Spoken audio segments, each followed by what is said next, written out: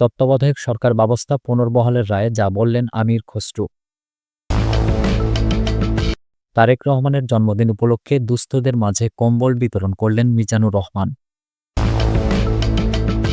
এদিকে দুর্বৃত্তদের গুলির নির্দেশ পুলিশের আইনেই বলা আছে বলছেন ডিএমপি কমিশনার। তত্ত্বাবধায়ক সরকার গঠন প্রক্রিয়া পরবর্তী সংসদে নির্ধারণ হবে বলছেন অ্যাটর্নি জেনারেল। সর্বশেষ জানাবো, জুলাই সনদ পাশ হলে তত্ত্বাবধায়ক সরকার কাঠামোয় পরিবর্তন আসতে পারে বলছেন শিশির মনির। শুনছিলেন সংবাদ শিরোনাম, এবারে বিস্তারিত। তত্ত্বাবধায়ক সরকার ব্যবস্থা পুনর্বহালের রায়ে যা বললেন আমির খসরু। বিএনপির স্থায়ী কমিটির সদস্য আমির খসরু মাহমুদ চৌধুরী বলেছেন, তত্ত্বাবধায়ক সরকার পুনর্বহালের রায় দেশের রাজনীতিতে নতুন দিগন্ত উন্মোচন করবে এবং বিএনপির দীর্ঘদিনের আন্দোলন এই রায়ের মাধ্যমে সফলতা পাবে। বৃহস্পতিবার ঢাকা বিশ্ববিদ্যালয়ে কমল মেডি এইডের আয়োজনে অনুষ্ঠিত ফ্রি মেডিকেল ও স্বাস্থ্যসেবা কর্মসূচি শেষে সাংবাদিকদের সঙ্গে আলাপকালে তিনি এ মন্তব্য করেন। আমির খসরু বলেন, তত্ত্বাবধায়ক সরকারের অনুপস্থিতিতে মানুষকে অনেক ত্যাগ স্বীকার করতে হয়েছে। এখন এটি ফেরত এসেছে, কিভাবে গঠন হবে সেটা নিয়ে আলোচনা হবে। সুষ্ঠু নির্বাচন সম্ভব তত্ত্বাবধায়ক সরকারের অধীনে। এই ব্যবস্থায় গ্রহণযোগ্য অনেক নির্বাচন ইতিমধ্যে অনুষ্ঠিত হয়েছে। তিনি আরও বলেন, প্রতিটি দলের নিজস্ব দর্শন ও ভাবনা আছে। আগামী নির্বাচনের প্রস্তুতি সামনে রেখে দলগুলো জনগণের কাছে নিজেদের বার্তা পৌঁছে দিচ্ছে। বিগত দিনের অপসংস্কৃতি থেকে বের হয়ে রাজনীতিতে ইতিবাচক সংস্কৃতি চালুর পক্ষে বিএনপি। অনির্বাচিত সরকারের অধীনে দেশ কতটা পিছিয়েছে তা মানুষ দেখেছে। জনগণের রায় বাস্তবায়ন করা সহজ হয় না অনির্বাচিত সরকারের সময়। তাই তত্ত্বাবধায়ক সরকারের পুনর্বহাল দেশের জন্য গুরুত্বপূর্ণ। এর আগে বৃহস্পতিবার সকাল 10টার দিকে আপিল বিভাগের 7 জন বিচারপতির বেঞ্চ ত্রয়োদশ সংশোধনী বৈধ ঘোষণা করে এবং নির্বাচনকালীন তত্ত্বাবধায়ক সরকার ব্যবস্থা পুনর্বহাল করার রায় দেন। প্রধান বিচারপতি ডক্টর সৈয়দ রেফাত আহমেদের নেতৃত্বাধীন বেঞ্চের অপর 6 বিচারপতি হলেন মোহাম্মদ আশফাকুল ইসলাম, জোবাইর রহমান চৌধুরী, মোহাম্মদ রেজাউল হক, এস.এম. ইমদাদুল হক, এ.কে.এম. আসাদুজ্জামান ও ফারা মাহবুব।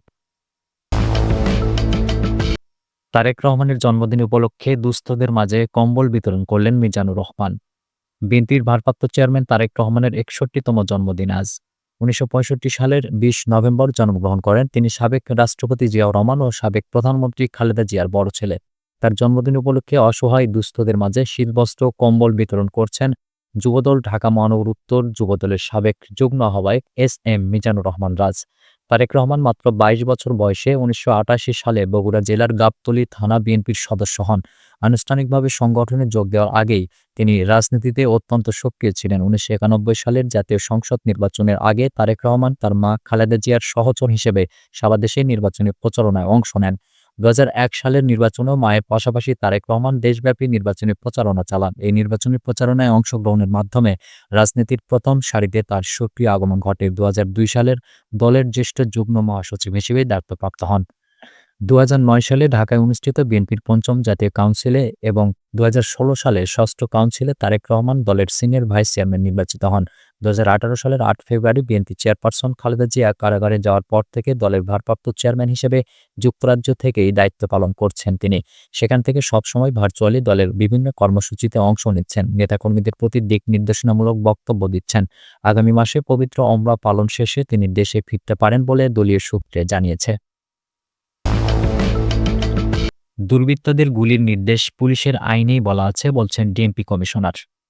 যারা ককটেল এবং বাসে আগুন দেওয়ার চেষ্টা করবে তাদের গুলি করার নির্দেশ পুলিশ আইনেই বলা আছে বলে জানিয়েছেন ডিএমপি কমিশনার শেখ সাজ্জাদ আলী। বৃহস্পতিবার সকালে ডিএমপির সাইবার সাপোর্ট সেন্টারের উদ্বোধনী অনুষ্ঠানে এ তথ্য জানান তিনি। ডিএমপি কমিশনার বলেন, নাগরিকদের সাইবার অপরাধের অভিযোগ দ্রুত গ্রহণ ও সমাধানে 24 ঘণ্টা কাজ করবে ডিএমপি সাপোর্ট সেন্টার। থানার সামনে নিরাপদ পুলিশ সদস্যকে ককটেল মেরে আহত করার ঘটনায় তিনি বলেন, এতে করে পুলিশের মনোবল ভেঙে যাবে। তাই পুলিশের সঙ্গে বাজে ব্যবহার, তাদের আঘাত করবেন না।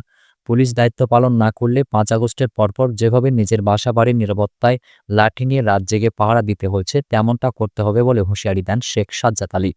প্রসঙ্গত, গত বুধবার রাত 8:30টার দিকে মিরপুরের পল্লবী থানার সামনে 3টি ককটেল বিস্ফোরণের ঘটনা ঘটে। এতে থানায় দায়িত্বরত সহকারী উপপরিদর্শক নুর ইসলাম সহ 3 জন আহত হন। তত্ত্বাবধায়ক সরকার গঠন প্রক্রিয়া পরবর্তী সংসদে নির্ধারণ হবে বলছেন অ্যাটর্নি জেনারেল। সংবিধানের ত্রয়োদশ সংশোধনী বৈধ ঘোষণার পর অ্যাটর্নি জেনারেল মোহাম্মদ আসাদুজ্জামান বলেছেন, নির্দলীয় তত্ত্বাবধায়ক সরকার ফিরেছে, তবে এর গঠন আগের নাকি জুলাই সনদের বর্ণিত কাঠামো অনুযায়ী হবে তা পরবর্তী সংসদ নির্ধারণ করবে। তিনি বলেন, তত্ত্বাবধায়ক সরকার ব্যবস্থা পুনর্বহালের রায়ে মানুষ নিজের ভোট নিজে দিতে পারবেন, ভোট রাতের পরিবর্তে দিনে হবে এবং মৃত মানুষ ভোট দিতে পারবে না। দেশ গণতান্ত্রিক মহাসড়কে হাঁটা শুরু করেছে। অ্যাটর্নি জেনারেল আরও উল্লেখ করেন, তত্ত্বাবধায়ক সরকার ব্যবস্থা বাতিল করে গণতন্ত্রের কবর রচনা করেছিলেন তৎকালীন প্রধান বিচারপতি এবিএম খায়রুল হক।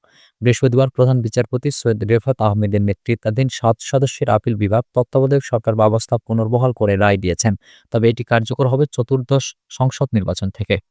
সংক্ষিপ্ত রায়ে বলা হয়, সংশ্লিষ্ট আপিল ও সিভিল রিভিউ সমূহ সর্বসম্মতভাবে মঞ্জুর করা হলো। সেই সঙ্গে সাবেক প্রধান বিচারপতি এবিএম খায়রুল হকের নেতৃত্বাধীন আপিল বিভাগের রায়কে ত্রুটিপূর্ণ ও কলঙ্কিত উল্লেখ করে তা সম্পূর্ণ বাতিল করা হয়। জুলাই সনদ পাশ হলে তত্ত্বাবধায়ক সরকার কাঠামোয় পরিবর্তন আসতে পারে বলছেন শিশির মনির। তত্ত্বাবধায়ক সরকারের রূপরেখায় আছে সর্বশেষ সাবেক প্রধান বিচারপতি সরকার প্রধান হবেন। যেহেতু এটি আগামী সংসদ থেকে কার্যকর হবে, তাই জুলাই সনদ পাশ হলে সরকারের কাঠামোয় আমূল পরিবর্তন আসতে পারে বলে মনে করেন সুপ্রিম কোর্টের আইনজীবী শিশির মনির।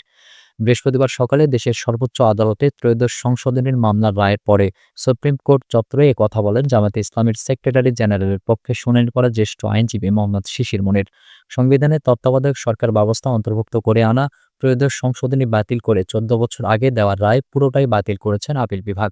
ওই রায়ের বিরুদ্ধে করা আপিল মঞ্জুর ও এ সংক্রান্ত রিভিউ আবেদন নিষ্পত্তি করে আজ রায় দেন দেশের সর্বোচ্চ আদালত। রায়ে বলা হয়, নির্দলীয় তত্ত্বাবধায়ক সরকার সম্পর্কিত বিধানাবলী এই রায়ের মাধ্যমে পুনরুজ্জীবিত ও সক্রিয় করা হলো। নির্দলীয় তত্ত্বাবধায়ক সরকার সংক্রান্ত বিধানাবলী ভবিষ্যৎ প্রয়োগযোগ্যতার ভিত্তিতেই কার্যকর হবে বলে রায় এসেছে। শিশির মনির বলেন, জুলাই সনদ 4টি অপশন দিয়ে গণভোটে পাঠানো হচ্ছে। এই 4 অপশনে গণভোটে পাশ হলে এবং নতুন সংসদের সংবিধান সংস্কার সভায় গৃহীত হলে তত্ত্বাবধায়ক সরকারের কাঠামোয় আমূল পরিবর্তন আসতে পারে। তবে এটা নির্ভর করবে জুলাই সনদ গণভোটে পাশ হলো কিনা আর পাশ হওয়ার পর সংবিধান সংস্কার পরিষদ তা গ্রহণ করবে কিনা তার উপর। সুপ্রিয় দর্শক, এই ছিল এখনকার মতো সর্বশেষ সংবাদ। পরবর্তী সংবাদ দেখার আমন্ত্রণ রইল।